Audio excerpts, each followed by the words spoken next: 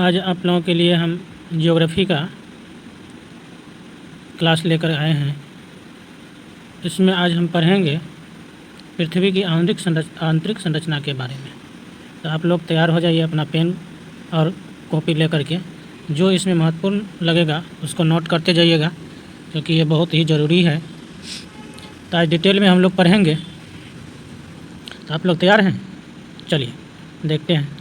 पृथ्वी की आंतरिक संरचना का सही स्वरूप में पता लगा पाना अभी पूर्ण रूप से संभव नहीं हो पाया है, और वैज्ञानिकों के बीच में भी इस संबंध में मतभेद है।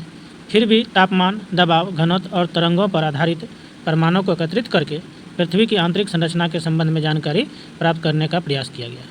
तो कह रहा है कि अभी तक पृथ्वी के बारे में पूर्ण जानकारी वैज्ञानिकों को प्राप्त नहीं हो पाया है, लेकिन जो कुछ जानकारी प्राप्त हुआ है तो तापमान, दबाव, घनत्व और तरंगों के आधार पर हुआ है। फिर भी कुछ वैज्ञानिकों में मतभेद है। पृथ्वी की आंतरिक संरचना के स्रोत। तो पृथ्वी के आंतरिक संरचना के स्रोत क्या है? तो यहाँ देखिए, आंतरिक संरचना के दो स्रोत है। पहला है प्रत्यक्ष स्रोत और दूसरा अप्रत्यक्ष स्रोत। प्रत्यक्ष स्रोत में हम लोग देखेंगे ज्वालामुखी उद्गार और भूकंपीय तरंगे, ये प्रत्यक्ष स्रोत हो गया। अप्रत्यक्ष स्रोत में तापमान, घनत्व और दबाव के बारे में पढ़ेंगे। नोट में देखिए कि पृथ्वी के अंदर प्रति 32 किलोमीटर की गहराई पर 1 डिग्री सेल्सियस तापमान बढ़ जाता है। तो जैसे जैसे हम पृथ्वी के अंदर जाएंगे तो 32 किलोमीटर की गहराई पर 1 डिग्री तापमान में बढ़ोतरी हो जाएगा। पृथ्वी की आंतरिक संरचना। तो पृथ्वी, जैसे कि आप जानते हैं, पृथ्वी ज्योइड आकार का होता है। यह पूर्णतः गोल नहीं है, लेकिन हम लोग बोलचाल की भाषा में कह देते हैं कि पृथ्वी गोल है। तो पृथ्वी गोल है, तो जिस तरह से आप क्या कहते हैं, पिज़्ज़ा खाए होंगे। पिज़्ज़ा, तो पिज़्ज़ा में क्या होता है कि एक टुकड़ा काट के हम बाहर निकाल लेते हैं। तो उसी तरह से पृथ्वी की जानकारी और पृथ्वी के बारे में अध्ययन करने के लिए हम लोग क्या करते हैं, इसके केंद्र, ये जो देख रहे हैं पृथ्वी का केंद्र है, तो यहाँ से लेकर के केंद्र तक के एक टुकड़ा को बाहर काट करके निकाल लिए, यहाँ पर निकाल लिए। अब यहाँ पर देखते हैं कि ये वाली जो भाग है पृथ्वी का ऊपर वाला भाग, इसे कहते हैं क्रस्ट, हिंदी में भूपरपट्टी, क्रस्ट, ऊपरी भाग। दूसरा जो मिडिल वाला भाग है इसको कहते हैं मेंटल, और तीसरा जो भाग है इसको कहते हैं कोर, यानी क्रोड। तो क्रस्ट, भूपरपट्टी सिलिकॉन और एल्युमिनियम से बना हुआ है। जो मेंटल है वो सिलिकॉन और मैग्नीशियम से बना है, और कोर वाला भाग, जो नीचे वाला भाग है, ये निकिल और फेरियम से बना हुआ है। ठीक है, देखिए पृथ्वी की आंतरिक संरचना। अब एक एक करके हम सबके बारे में पढ़ेंगे। तो पृथ्वी की आंतरिक संरचना में भूपरपट्टी, मेंटल और क्रोड है। भूपरपट्टी, क्रस्ट, ऊपर वाले भाग को क्रस्ट कहते हैं। क्रस्ट में क्या है कि पृथ्वी के सबसे ऊपरी भाग को भूपरपट्टी कहे जाते हैं। भूपरपट्टी की मोटाई महासागरों और समुद्रों के नीचे अलग अलग होती है। तो जैसे आप लोग जानते हैं कि ये है पृथ्वी का प्लेट, और ऐसे महासागर का प्लेट होता है। तो पृथ्वी वाला जो प्लेट होता है ये ज़्यादा मोटा होता है। जैसे कि मान लीजिए एक प्लेट है, तो पृथ्वी वाला साइड में ये ज़्यादा मोटा है, और जब महासागर में जाएंगे तो इसकी मोटाई कम होते जाता है। इसीलिए महासागरों में भूपरपट्टी की मोटाई लगभग 5 किलोमीटर है, जबकि महाद्वीपीय भागों में भूपरपट्टी की मोटाई 30 किलोमीटर तक है। कितने हैं? 30 किलोमीटर तक है।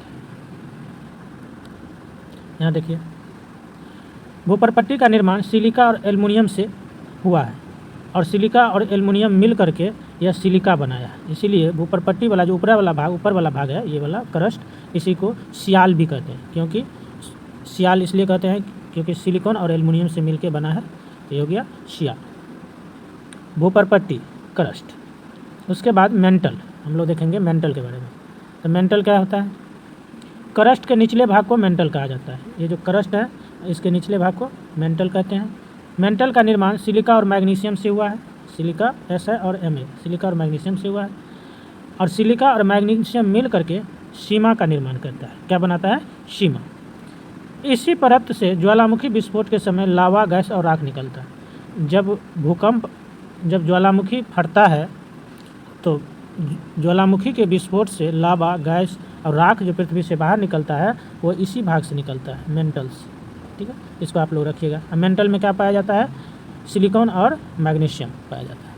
मेंटल की मोटाई 2900 किलोमीटर है। मेंटल की मोटाई कितने हैं? 2900 किलोमीटर। इसको याद रखिएगा, मेंटल की मोटाई 2900 किलोमीटर है, और ये बेसाल्ट पत्थरों के समूह की चट्टानों से बना हुआ है। अगला मेंटल। मेंटल का घनत्व, मेंटल का औसत घनत्व 3.5 से 5.5 ग्राम पर सेंटीमीटर क्यूब है। तो मेंटल का घनत्व कितना है? 3.5 से 5.5। इस भाग को पायरोस्फीयर भी कहा जाता है। जो मेंटल होता है इस भाग को पायरोस्फीयर भी कहते हैं। इसे वाइट ऑफ द अर्थ भी कहा जाता है। तो मेंटल को वाइट ऑफ द अर्थ भी कहा जाता है, इसको याद रखिएगा। इसके बाद कोर के बारे में देखेंगे। कोर देखिए, कोर क्या है? यह पृथ्वी का सबसे भीतरी या केंद्रीय भाग है। तो पृथ्वी का जो सबसे भीतरी भाग है या केंद्रीय भाग है, निचला भाग, इसे कोर कहते हैं, हिंदी में क्रोड। इसका निर्माण मुख्य रूप से निकिल और लोहा से हुआ है, इसलिए इस परत को नीफे भी कहते हैं। निकिल और फेरियम मिलकर के क्या बनाता है? नीफे। तो इस परत को हम नीफे भी कहते हैं। ठीक है। इस परत का औसत घनत्व 11 से लेकर के 13 ग्राम पर सेंटीमीटर क्यूब है। इस परत को बेरी एस्फीयर भी कहा जाता है। क्या कहा जाता है? बेरी एस्फीयर भी कहा जाता है। यह पृथ्वी के कुल आयतन का 16% भाग घेरता है। तो जो पृथ्वी का टोटल आयतन है उसका 16% भाग कोर में निहित है। और कोर किससे बना हुआ है? निकिल और फेरियम से, इसलिए इसे नीफे भी कहते हैं। इसी भाग को बेरी एस्फीयर भी कहा जाता है। इसकी घनत्व कितने? 11 से 15 ग्राम पर सेंटीमीटर क्यूब है। ठीक है, याद रखिएगा। अगला यहाँ पे देखिए, क्रस्ट। ऊपर वाला जो भाग है क्रस्ट, तो क्रस्ट को 2 भागों में बांटा जाता है। और जो 2 भाग में बांटने वाली सीमा है वो कोनराड असमबद्धता कहलाता है। क्या कहलाता है? कोनराड असमबद्धता। और क्रस्ट के नीचे वाला जो भाग होता है, क्रस्ट का निचला भाग, उसे मोह असमबद्धता कहते हैं। क्या कहते हैं? मोह असमबद्धता। क्रस्ट और कोर के बीच ये मेंटल पाया जाता है। अब मेंटल को 2 भागों में बांटने वाली रेखा को रेप्टी असमबद्धता कहते हैं। रेप्टी असमबद्धता। और जो मेंटल का निचला भाग है इसी को गुटेनबर्ग असमबद्धता कहते हैं। और जो कोर है, कोर को 2 भाग में बांटने वाली लाइन को लेहमैन असमबद्धता कहते हैं। देखिए आप लोग इसको याद रखिएगा सही से। पहला क्या है? क्रस्ट। क्रस्ट को 2 भाग में बांटने वाली, इसके बीचों बीच से गुजरने वाली रेखा को कोनराड असमबद्धता। क्रस्ट के निचले भाग को मोह असमबद्धता। मेंटल को 2 भाग में बांटने वाली रेखा को रेपेटी असमबद्धता। मेंटल के निचले भाग को गुटेनबर्ग असमबद्धता। और कोर को 2 भाग में बांटने वाली रेखा को लेहमैन असमबद्धता कहते हैं। इस तरह से भी आप याद रख सकते हैं कि क्रस्ट और मेंटल के बीच जो रेखा है इसे मोह असमबद्धता, और मेंटल और कोर के बीच जो रेखा है इसे कहते हैं गुटेनबर्ग असमबद्धता। ठीक है। अगला प्रश्न, ऊपरी क्रस्ट प्लस निचले क्रस्ट के बीच सीमा क्षेत्र कहलाता है कोनराड असमबद्धता। क्रस्ट और मेंटल के बीच का सीमा क्षेत्र मोह असमबद्धता, अभी आप लोग देखे हैं फिगर में। ऊपरी मेंटल प्लस निचले मेंटल के बीच का सीमा क्षेत्र रेपेटी असमबद्धता। मेंटल प्लस क्रोड के बीच का सीमा क्षेत्र गुटेनबर्ग असमबद्धता। ऊपरी क्रोड और निचले क्रोड के बीच का सीमा क्षेत्र लेहमैन असमबद्धता कहलाता है। ठीक है। नोट में एडवर्ड स्वेस ने ही पृथ्वी की आंतरिक संरचना को रासायनिक संरचना के आधार पर पृथ्वी के परतों को 3 भागों में बांटा है, जिसे सियाल, सीमा और नीफे कहा जाता है। अब इसमें हम लोग देखेंगे प्रीवियस ईयर के कुछ प्रश्न है। जैसे सियाल, सीमा और नीफे के रूप में भूगर्भ का विभाजन किसके द्वारा किया गया था? किसके द्वारा किया गया था? अभी तुरंत देखें यहाँ पर, एडवर्ड स्वेस के द्वारा। तो इसका आंसर क्या हो जाएगा? स्वेस महोदय। ठीक है। पृथ्वी के धरातल से नीचे केंद्र की ओर निम्नलिखित का सही क्रम क्या होगा? सीमा, सियाल और नीफे। तो सबसे पहला कौन हो जाएगा? सियाल होगा। सबसे ऊपर होता है सियाल, फिर होता है सीमा, और सबसे नीचे क्या होता है? नीफे। तो 2, 1 और 3 किस में है? बी में। तो बी हो जाएगा हमारा आंसर। तीसरा क्वेश्चन, पृथ्वी के किस भाग में निकेल और लोहा की प्रधानता है? तो निकेल और लोहा मिलकर नीफे बनाता है, और किस में है? कोर में, निचली भाग में। ठीक है। धरातल से भूगर्भ की ओर जाने पर गहराई के साथ तापमान वृद्धि की दर क्या है? तो 32 सेंटीमीटर की गहराई पर 1 डिग्री सेल्सियस तापमान बढ़ जाता है। Answer C. निम्न में से किसको वाइट ऑफ द अर्थ कहा जाता है? तो मेंटल को वाइट ऑफ द अर्थ कहा जाता है, क्योंकि जब भूकंप ये तरंग बाहर निकलता है तो कहाँ से निकलता है? मेंटल से होकर निकलता है। ठीक है। ज्वालामुखी विस्फोट होता है तो जो लावा बाहर निकलता है वो मेंटल से ही आता है। प्रीवियस क्वेश्चन में देखें मोह असमर्थता स्थित है, तो मोह असमर्थता कहाँ है? ऊपरी यानी क्रस्ट और मेंटल के बीच में मोह असमर्थता। गुटेनबर्ग असमर्थता मेंटल और कोर के बीच में गुटेनबर्ग असमर्थता। मेंटल में निम्नलिखित में से किन तत्वों की प्रधानता होती है? तो सिलिका और मैग्नीशियम की। मेंटल में क्या होता है? सिलिका और मैग्नीशियम की। सिलिका और एल्युमिनियम का किस में होता है? तो क्रस्ट में होता है, सबसे ऊपरी भाग में, और सिलिका और लोहा कोर में होता है। ठीक है। पृथ्वी ग्रह की संरचना में मेंटल के नीचे क्रोड निम्नलिखित में से किस एक से बना है? तो यह लोहा से बना है, लोहा। और पृथ्वी के भूपर पट्टी में कौन सा तत्व प्रचुर मात्रा में पाया जाता है? तो पृथ्वी के भूपर पट्टी में एल्युमिनियम प्रचुर मात्रा में पाया जाता है। ठीक है। सौर मंडल, सोलर सिस्टम। तब हम लोग देखेंगे दूसरा चैप्टर सौर मंडल या सोलर सिस्टम। सौर मंडल, सूर्य सौर मंडल का प्रधान है। सूर्य के चारों ओर चक्कर लगाने वाले विभिन्न ग्रहों, क्षुद्र ग्रहों, धूमकेतु, उल्का तथा अन्य आकाशीय पिंडों के समूह को सौर मंडल या सोलर सिस्टम कहते हैं। सौर प्रणाली की खोज किसने की थी? तो सौर प्रणाली की खोज किया था कोपरनिकस ने। सौर प्रणाली की खोज किसके द्वारा किया गया था? कोपरनिकस के द्वारा। तो आप जैसे कि यहाँ पर देख रहे हैं, ये है सूर्य। सूर्य के चारों तरफ चक्कर लगाने वाले ग्रह को इसमें सौर मंडल में शामिल है। सूर्य के चारों तरफ चक्कर लगाने वाले ग्रह, क्षुद्र ग्रह, धूमकेतु और उल्कापिंड भी शामिल है। तो देख रहे हैं कि जैसे इस तरह का है, बीच में सूर्य है, अन्य ग्रह इस तरह से सूर्य के चारों ओर चक्कर लगाता है। 1 2 3 4 इस तरह से ग्रह सूर्य के चारों तरफ चक्कर लगाता है। तो इसमें जो सूर्य के सबसे नज़दीक का ग्रह है, जो सबसे दूर का ग्रह है, तो इसमें हम लोग देखेंगे, आगे देखेंगे एक एक करके। जैसे बुध, पहला कौन सा है? बुध, मरकरी, शुक्र, वेनस, अर्थ, पृथ्वी, मार्स, मंगल, जुपिटर, बृहस्पति, सैटर्न, शनि, यूरेनस, अरुण और नेपच्यून, हिंदी में इसको कहते हैं वरुण। ठीक है। तो ये ग्रह है, टोटल 8 ग्रह है जो सूर्य का चक्कर लगाता है। ठीक है। यहाँ पे ये जो ग्रह है, ये 4 ग्रह, इसको आंतरिक ग्रह कहते हैं, मरकरी, वेनस, अर्थ और मार्स को। जबकि बाकी के जो 4 ग्रह हैं, जुपिटर, सैटर्न, यूरेनस और नेपच्यून, इसे बाहरी ग्रह भी कहा जाता है। यहाँ पर देखिए, बुध, मरकरी पृथ्वी के सबसे नज़दीक, फिर शुक्र यानी वेनस, पृथ्वी, अर्थ, मंगल, मार्स, बृहस्पति, जुपिटर, सैटर्न, शनि, अरुण और यूरेनस, नेपच्यून, वरुण। आंतरिक ग्रह बुध, शुक्र, पृथ्वी, मंगल को आंतरिक ग्रह, और बृहस्पति, शनि, अरुण और वरुण को बाहरी ग्रह भी कहते हैं या आउटर प्लैनेट्स भी कहते हैं। यहाँ सब क्रम से दिया गया है। सूर्य से ग्रहों की दूरी का क्रम इस प्रकार है। जैसे सबसे नज़दीक बुध, फिर शुक्र, फिर पृथ्वी, फिर मंगल, फिर बृहस्पति, फिर शनि, अरुण और फिर वरुण।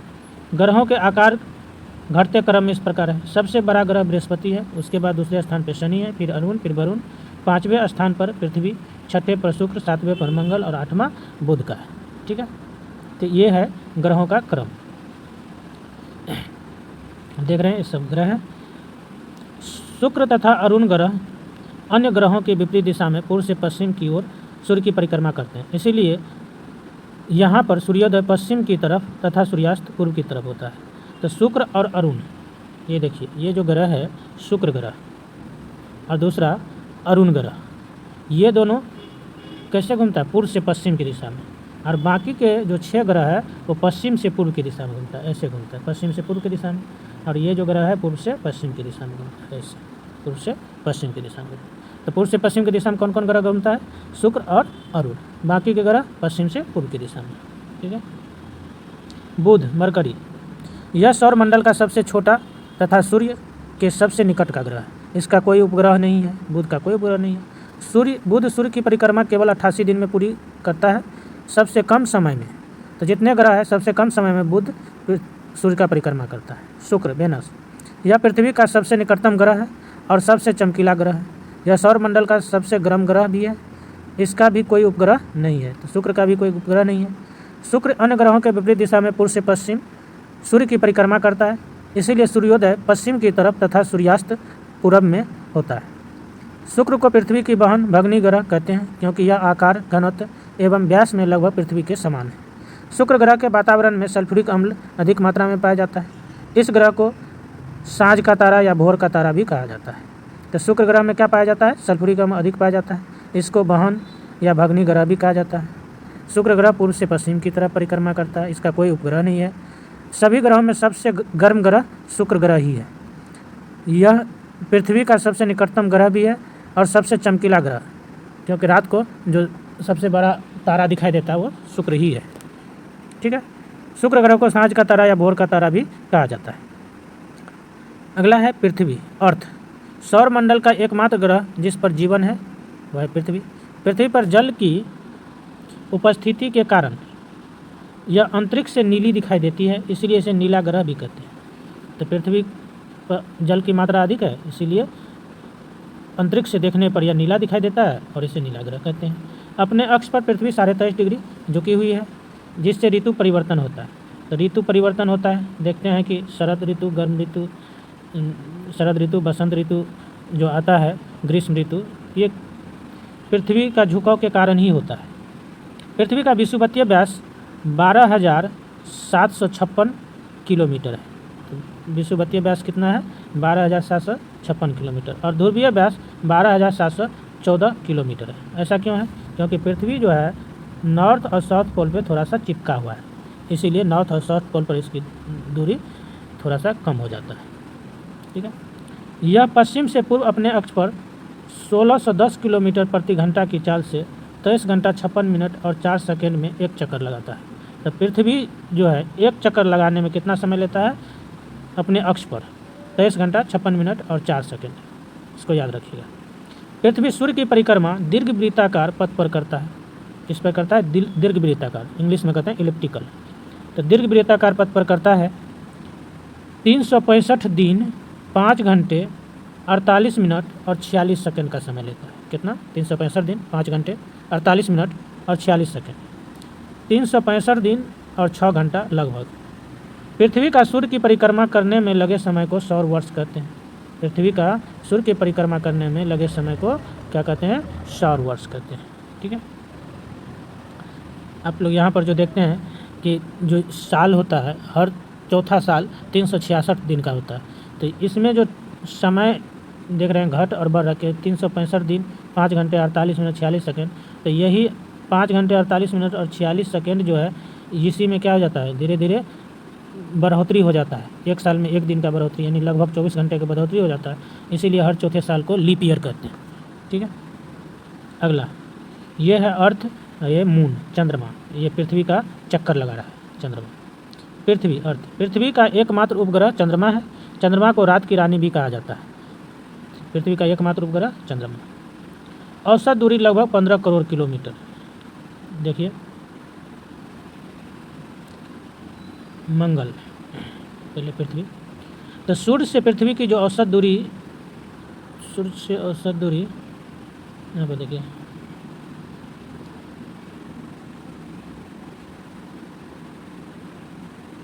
अर्थ और चंद्रमा, ये है अर्थ, ये है चंद्रमा।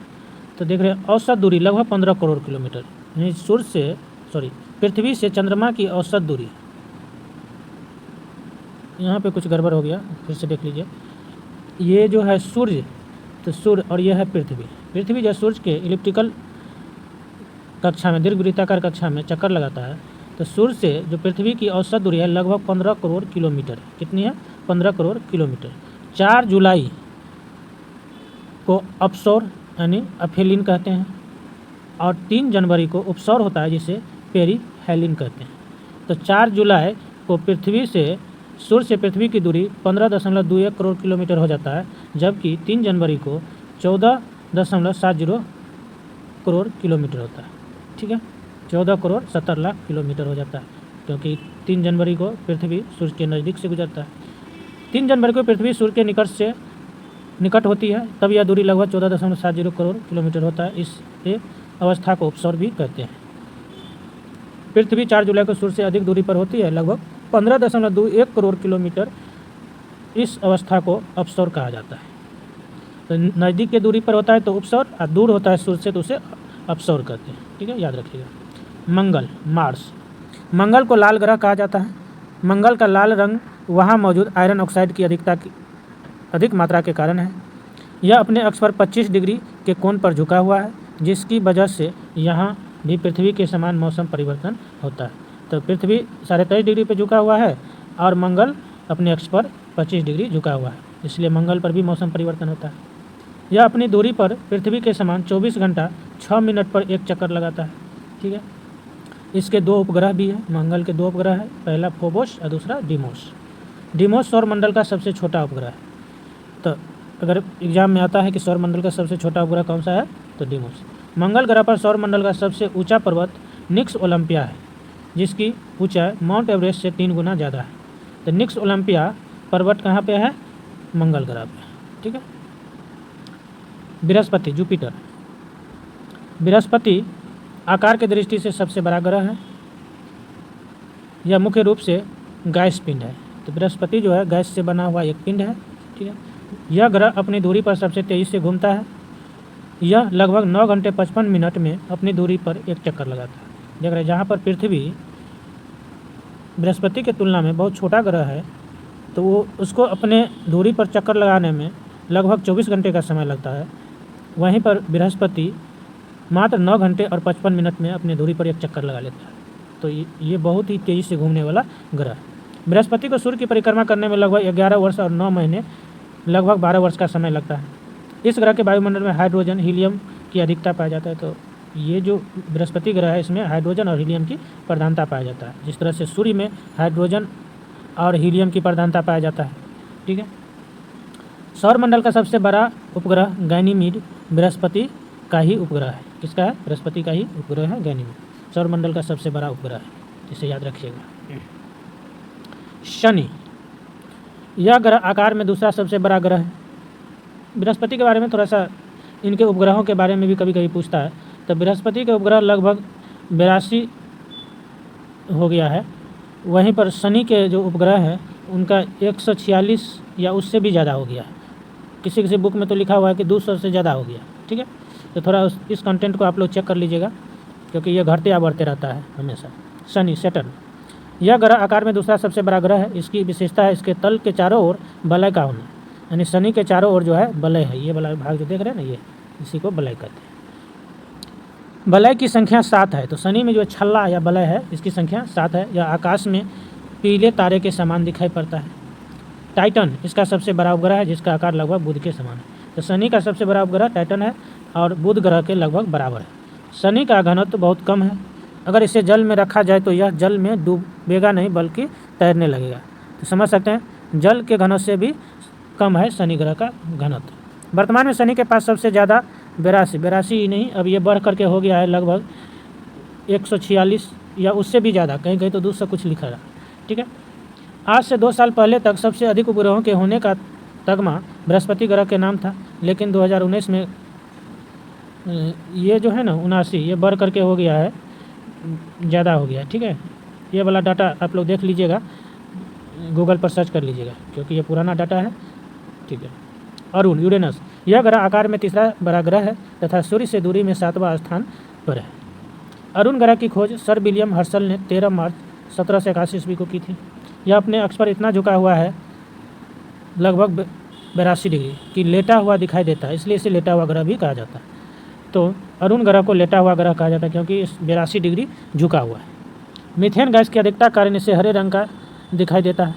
तो इस पर मीथेन गैस, अरुण ग्रह पर मीथेन गैस अधिकतर मात्रा में पाया जाता है, इसलिए इसे हरे ग्रह भी कहते हैं। अरुण ग्रह का सबसे बड़ा उपग्रह टाइटेनिया है। अरुण ग्रह का सबसे बड़ा उपग्रह कौन सा है? टाइटेनिया। वरुण, नेपच्यून, इस ग्रह की खोज 1846 ईस्वी में जॉन गाले ने की थी। यह सूर्य से सबसे दूर 8वें स्थान पर स्थित है। इसके उपग्रहों में टाइटन प्रमुख है।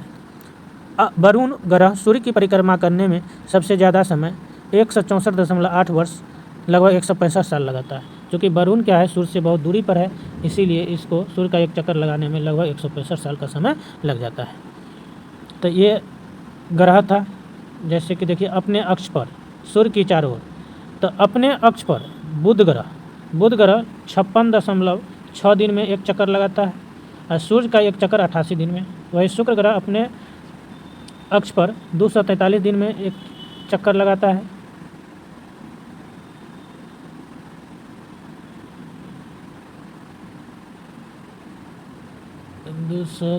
दिन। ये डाटा थोड़ा सा गड़बड़ है, ठीक है, तो इसमें दिन तो नहीं होना चाहिए, ये होना चाहिए घंटा में होगा, तो इस डाटा को आप लोग छोड़ दीजिए। हाँ घंटा नीचे दिया हुआ है घंटा, ये गड़बड़ हो गया, ये वाला डाटा थोड़ा सा गड़बड़ है, इसको तो चेक कर लीजिएगा आप लोग। पृथ्वी अपने अक्ष पर 23.9 घंटे लगभग में और 365.26 दिन में इस सूर्य का चक्कर लगाता है। मंगल अपने अक्ष पर 24.6 घंटे में और सूर्य का 687 दिन में लगभग। बृहस्पति अपने अक्ष पर 9.9 घंटे लगभग और सूर्य का एक चक्कर 11.9 वर्ष में। शनि अपने अक्ष पर 11.3 घंटे में एक चक्कर लगता है, जबकि सूर्य का एक चक्कर 29.5 वर्ष में। अरुण अपने अक्ष पर 17.2 घंटे में लगभग और सूर्य का एक चक्कर 84 वर्ष में। वरुण 16.1 घंटे में, जबकि सूर्य का एक चक्कर 164.8 वर्ष में लगाता है। ये जो कहीं कहीं ईयर है, इसको हम नेक्स्ट वीडियो में इसमें शामिल कर देंगे, आप लोग देख लीजिएगा। प्रीवियस ईयर क्वेश्चन, सौर प्रणाली की खोज किसने की थी? तो कोपरनिकस ने। सौरमंडल में कुल कितने ग्रह है? 8 ग्रह है। सूर्य के संगठन में सहायक गैस कौन सा है? हाइड्रोजन और हीलियम। निम्नलिखित में से किन के बीच की औसत दूरी को खगोलीय एकक कहा जाता है? तो पृथ्वी तथा सूर्य के बीच की दूरी। सौर पृष्ठ पर लगभग कितना तापमान होता है? लगभग 6000 डिग्री सेल्सियस होता है। निम्नलिखित में से कौन से ग्रहों के चारों ओर घूमने वाले उपग्रह नहीं है? तो बुध तथा शुक्र नहीं है। सौर मंडल का कौन सा ग्रह लगभग पृथ्वी जितना बड़ा है? तो वह है शुक्र ग्रह।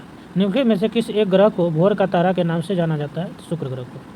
अपने अक्ष पर पृथ्वी के एक चक्कर कितने समय में पूरा करती है? 23 घंटा 56 मिनट और 4 सेकंड में। पृथ्वी से सबसे निकट ग्रह स्थित है शुक्र। पृथ्वी का विषुवतीय व्यास लगभग 12,750 किलोमीटर, लगभग की बात हो रहा है, ठीक है। सौर मंडल का सबसे बड़ा उपग्रह गैनीमीड है, जो बृहस्पति का ग्रह है। कौन सा ग्रह अपने अक्ष पर झुके होने के कारण लेटा हुआ प्रतीत होता है? तो अरुण ग्रह, 82 डिग्री लगभग झुका हुआ है। पूर्व से पश्चिम की ओर भ्रमण करने वाला ग्रह है अरुण ग्रह। तो शुक्र ग्रह और अरुण ग्रह पूर्व से पश्चिम की ओर भ्रमण करता है। शुक्र ग्रह की पेटी कौन से 2 ग्रहों के बीच है? तो मंगल तथा बृहस्पति के बीच। कौन सा खगोलीय पिंड रात की रानी कहलाता है? चंद्रमा।